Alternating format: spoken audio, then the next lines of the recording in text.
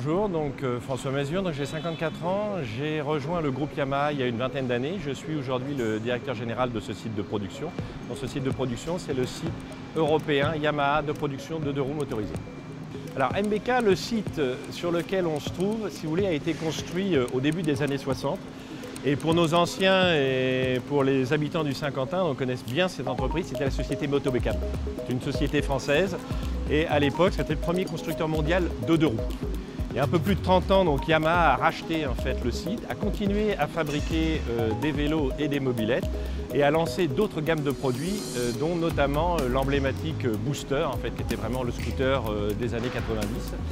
Et puis la politique, la stratégie de l'entreprise a été de monter en gamme, donc petit à petit, on a produit des scooters de plus en plus grosses cylindrées, donc 125, 300, 400 cm3.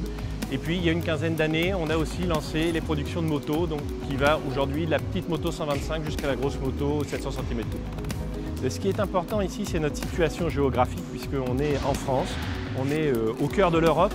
Nos productions qui partent de l'usine sont dispatchées sur nos centres logistiques en Europe, pour vous donner un ordre d'idée, vers Lille et vers Hambourg pour l'Europe du Nord, et vers Barcelone et vers Milan pour l'Europe du Sud.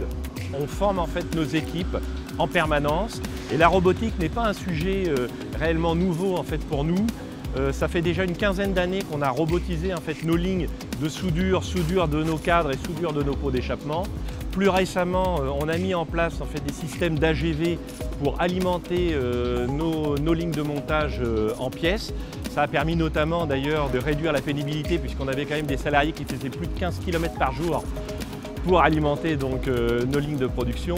Et puis tout à fait récemment, là au moment où je vous parle, on a des ingénieurs qui travaillent sur la robotisation d'une ligne de peinture de pièces plastiques.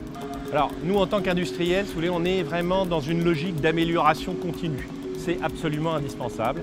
C'est vrai que dans nos métiers et dans notre activité, la compétition, la concurrence externe est de plus en plus, je dirais, vive. Même en interne, au sein du groupe Yamaha, on a maintenant des systèmes de benchmark. Donc c'est absolument indispensable d'aller toujours de l'avant. On forme en fait nos personnels pour qu'ils soient toujours au top.